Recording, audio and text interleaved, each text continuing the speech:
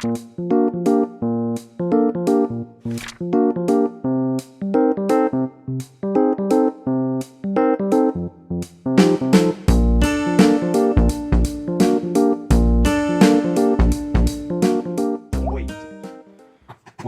지문에서 제시된 여러 정보가 갖고 있는 이미지가 있고요.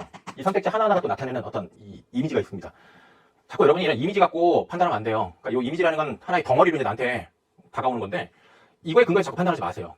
이런 이미지에 근거해서 판단하게 되면 지문에 여러 관점들이 있는데 그것들 좀 차이가 있는데 그럼 이거 지문에 있는 말이랑 비슷한 것 같은데 특히 가 같은 글은 20세기 초, 그 다음에 이 문단에 처음 시작할 때 20세기 초고요. 다음 문단 시작할 때 20세기 중반? 뭔가? 시간적 순서대로 돼 있는데 그리고 나의 글도 결국은 이렇게 열거가 돼 있는데 시간적 순서 아닌가? 이런 생각을 하게 되는 거예요. 자기 나름의 상상을. 여러분, 국어 문제 풀 때는 여러분 나름의 그런 상상력을 막 무한대로 펼쳐가면 안 되는 거 알죠?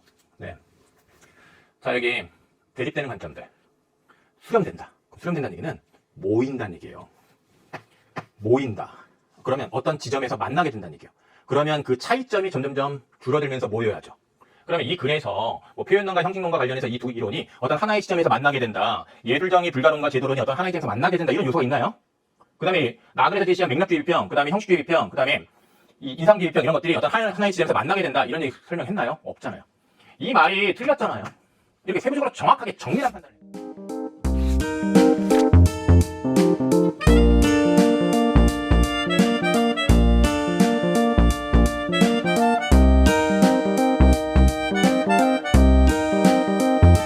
그 다음에 4번입니다. 나에 나오는 광고물의 의미와 여기 나에 나오는 광고물의 의미와 다에 나오는 이런 광고물의 의미 다 뭐랑 일치해야 되죠?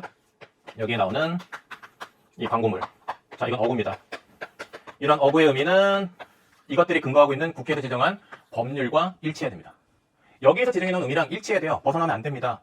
그러니까 당연히 여기서 사용한 그 의미와 동일한 의미로 나에도 사용되고 다에도 사용되니까 나에 나오는 광고물의 의미랑 다에 나오는 광고물의 의미는 당연히 일치하겠죠. 적절하다고 판단해야죠.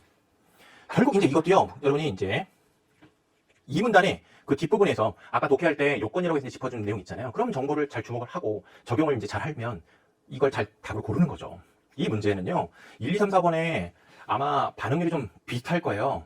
그 말이 무슨 말이냐면 1, 2, 3, 4번에 대한 판단이 제대로 잘 안 이루어진 거예요. 정밀하게 정확하게 판단하는 연습, 사고 훈련을 꼭 해야 돼요.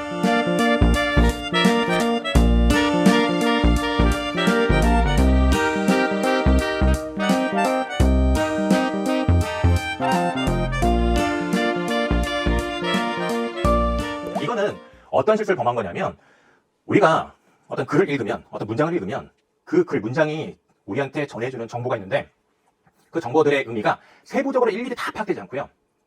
어떤 이미지로 덩어리로 이렇게 우리한테 다가오는 경우가 많아요. 전해지는 경우가 많습니다. 그런 거예요.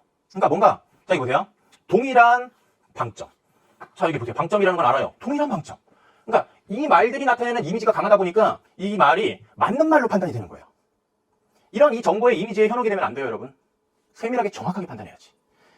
어떻게 판단해야 됩니까? 방점이 나타내는 건 성조고, 성조의 정확한 개념은 뭡니까? 성조라는 것은 음절 안에서 나타나는 소리의 높낮이에요. 소리의 높낮이, 높고 낮음. 그 음절 안에서 나타나는 소리의 높고 낮음이란 말이에요. 강약이 아니라. 자, 이렇게 개념을 정확하게 세부적으로 적용해서 따질 줄 알아야 되겠습니다. 자, 이런 실수 수능에서 절대로 하면 안 돼요. 꼭 명심입니다.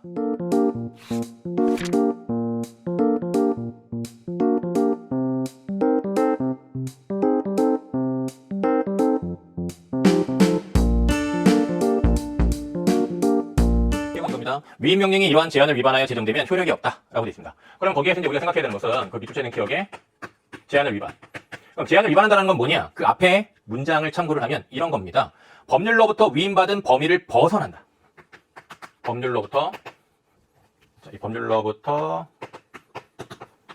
이런 위임받은 이런 범위를 벗어나서 제정되는 겁니다. 벗어나서 제정되는 것이고. 그 다음에 이제 또 하나의 경우는 어떤 경우냐면 위임근거 법률 사용한 어구의 의미를 바꾸는 거예요. 어구의 의미를 확대, 축소하는 겁니다. 이런 경우가 이제 위반했다라는 거예요. 위반. 그러면 자 범위를 벗어나면 돼요, 안 돼요? 안 돼요. 그럼 범위를 벗어나지 않는다는 건 뭐예요? 법률로부터 위임받은 그걸 그대로 지켜야 된다는 얘기예요. 이 말은 법률에 근거해야 된다는 얘기예요. 법률에 근거해야 된다는 얘기예요. 그리고 이 법률에 정해놓은 그 의미 그대로 갖다 써야 된다는 얘기예요. 바꾸면 안 된다는 얘기예요. 그러니까 이 말도 결국은 법률에 근거해야 된다는 얘기예요. 그렇죠? 그렇다면 이 경우들은 결국은 이렇게 제한을 위반했다는 것은 법률에 근거하지 않았다는 얘기하는 거예요.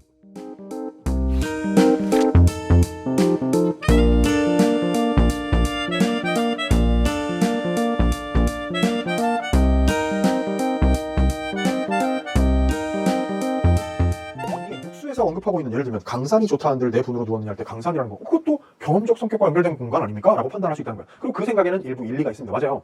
그러나 우리는 지금 봐요. 물러설 데가 없죠. 왜? 2, 3, 4, 5가 전부 다 틀린 진술이었으니까. 그렇다면 이것이 맞을 수 있는, 맞는 진술, 옳은 진술일 수 있는 가능성에 대해서 탐색해야 돼요. 오케이? 그렇다면 생각해보면 이럴 수 있죠. 육수에서 얘기한 강산이라는 것은 제1수에서 얘기한 산수가 내가 실제로 집을 짓는 그 어떤 공간, 거기 구체적인 그리고 물리적인 공간과 약간 성격이 다르다라는 설명은 가능하잖아요. 왜? 여기는 관념적 성격과 연결된 공간이야. 뭐죠? 그 강산은요? 임금의 은혜를 더욱더 알 수 있는 공간인 거고. 구체적으로 어떤 포인트를, 물리적인 어떤 공간을 얘기하는 것은 아닐 수 있다는 얘기지. 그러면 이제 답을 1번으로 골라야 되겠죠. 왜? 가장 적절한 거거든. 나머지들은 적절할 수가 없으니까.